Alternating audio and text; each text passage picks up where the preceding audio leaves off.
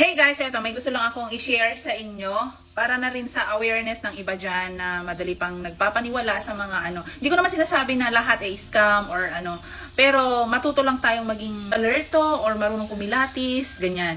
So eto, may pinorward to sa akin ng kaibigan ko. Ito yung message. Our main business is to help merchants increase product sales, improve product ranking, and receive high commissions from merchants. Your income is 1,000 to 5,000 pesos per day. Just do it by your phone. Join our Shein Mall community and start earning today. So ito raw yung mga requirements. Ayan. Perform work responsibly. You need to have a GCash account, fully verified, or a bank account. Working from home, part-time jobs require 30 minutes of working time per day. So imagine mo yon, 30 minutes mo lang siyang gagawin and magkakaroon ka na ng 1,000 to 5,000 pesos per day. 'Di ba? Gamit lang yung phone. Ganyan. So, sobrang ganda. Kung isipin mo hanggang 30 minutes mo lang magkakaroon ka ng 1,000 minimum, up to 5,000. So, tanong niya sa akin, may paano malalaman kung legit ang mga ganyan. So, itong kaibigan kong to, masyado siyang, parang naive. Ano ba tawag do? Kumbaga, masyado pa siyang inosente sa mga ganitong bagay, ganyan.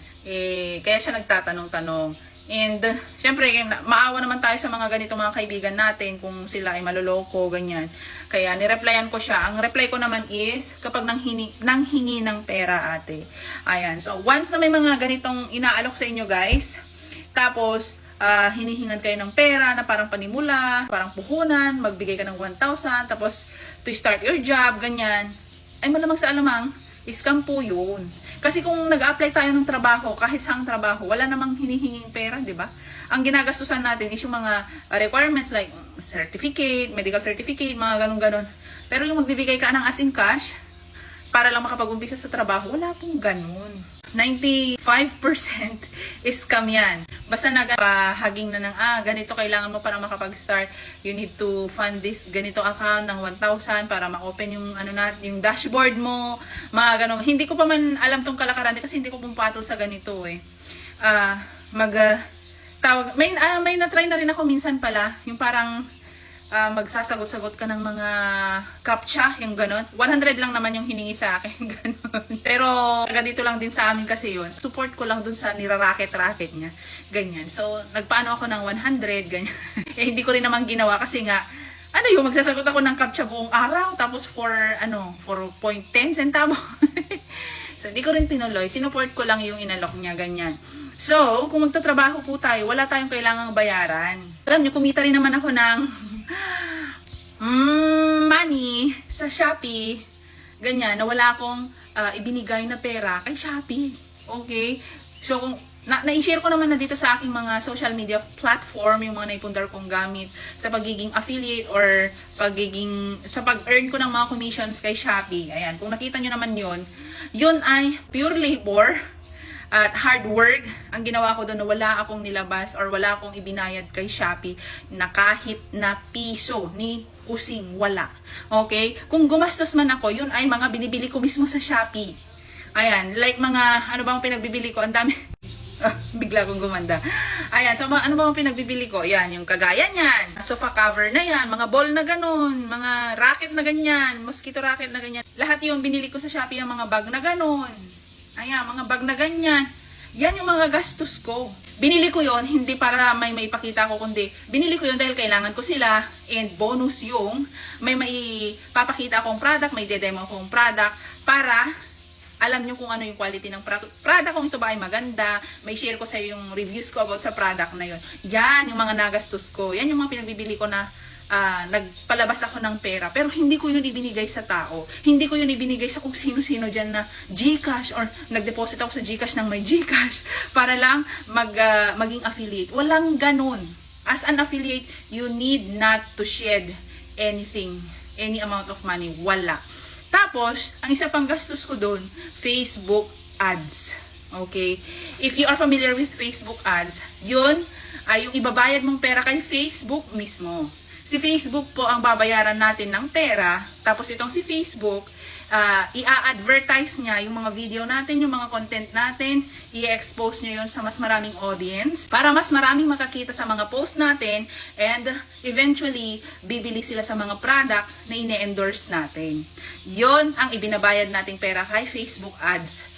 para kikita tayo sa mga ina-endorse nating mga products, pinopromote nating products. Okay? So, yan. Or, in other words, parang bayad natin sa pagko-commercial. Ay, parang commercial na kasi yun. Ano ba? Yun nga, advertisement. Yan, si Facebook ang mag-advertise, magko-commercial sa ating mga content.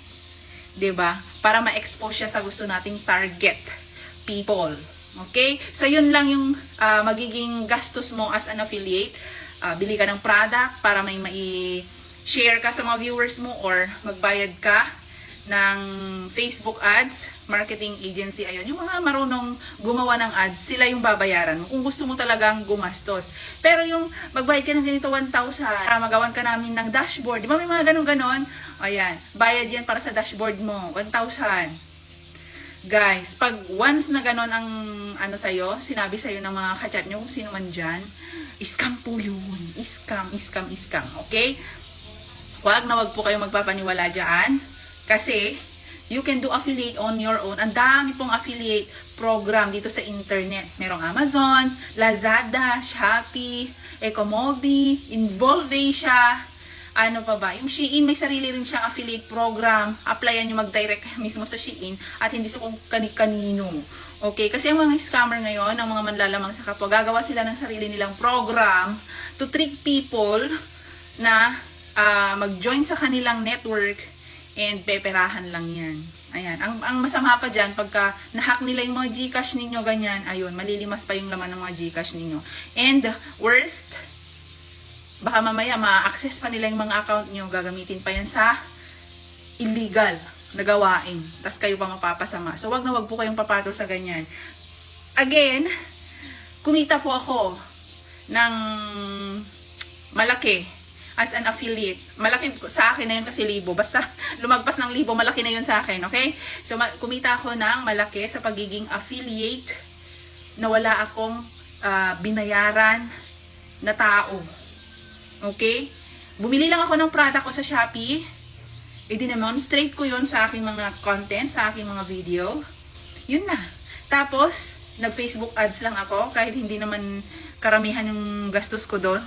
Kasi di nga naman ako marunong sa Facebook ads, guys. Yun lang, yung gastos ko. Wala na. Hiningian ba ako ni Shopee? Hindi. Akong binayaran ng affiliate commission ni Shopee. Ako lang yung binayaran. Puro ako lang yung nabigyan ng commission. Wala akong binayaran sa kanya. Okay, so kaya salamat Shopee tayo. So ayun guys, sana maging mapanuri kayo sa mga ganitong iniaalok sa inyo. Kasi sayang naman yung mga pera natin, kahit 500 man yan or 1,000, kung nilipad lang ng hangin papuntang scammer, ay nako, sayang naman. Ang hirap ng kitain ng 1,000 ngayon. So yun lang guys, ingat po sa lahat at ayun, maging mapanuri lang po tayo. Bye!